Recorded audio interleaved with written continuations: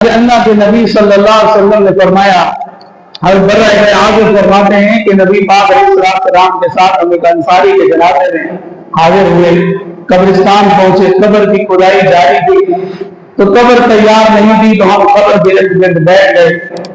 जैसे आजकल होता है, हम कब्रिस्तान जाते हैं तो कब्र तैयार हो रही होती है तो इंतजार में बैठ जाते हैं। तो सहाबा किराम बैठ गए, अल्लाह के नबी अलैहिस्सलाम ने सर झुका लिया, आपके मुबारक हाथों में छड़ी थी, आप उससे जमीन कुरेदने लगे और इसी असना में आप अलैहिस्सलाम फरमाया कि अल्लाह के कब्र के अजाब से अल्लाह की पनाह मांगो, कब्र के अजाब से अल्लाह की पनाह मांगो, कब्र के अजाब से अल्लाह की पनाह मांगो। अल्लाह के महबूब अलैहिस्सलाम ने 3 मरतबा कलिमात इरशाद फरमाए। फिर उसके बाद प्यारे नबी रहमत दो जहां सल्लल्लाहु अलैहि वसल्लम ने फरमाया कि देखो, जब किसी मोमिन की मौत का वक्त करीब आता है तो अल्लाह रब्बुल आलमीन फरिश्तों को उसके पास भेजता है। फरिश्ते हजरत इज़राइल अलैहिस्सलाम की सरपरस्ती में जन्नती कफन और जन्नती खुशबुएं लेके मोमिन की रूह निकालने के लिए नीचे जमीन पर आते हैं।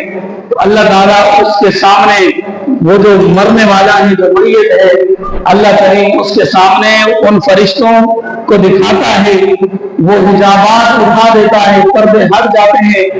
फरमाया कि वो नूरानी शक्लों वाले और सफेद लिबास में मलबूस वो फरिश्ते आकर के उस मैयत के इर्द गिर्द बैठ जाते हैं और वो मैयत उनको देखने लगती है। और उसके बाद हजरत इज़राइल अलैहिस्सलाम उसकी रूह कब्ज़ करते हैं। फरमाया रूह इस तरह कब्ज़ की जाती है कि जैसे किसी मशकीले से पानी के कतरे टपक रहे हों। मोमिन की रूह अल्लाह पाक इस तरह निकालता है कि जैसे किसी मशकीले से पानी का कतरा टपके, इसी तरह अल्लाह पाक उस मोमिन की रूह को इज़राइल अलैहिस्सलाम के जरिए से निकाल लेता है। इतनी जरा बराबर मोमिन को तकलीफ नहीं होती। और उसके बाद वो फरिश्ते इर्द गिर्द होते हैं, वो उस रूह को लेकर जन्नती कफन पहनाते हैं और जन्नत की खुशबू लगाते हैं।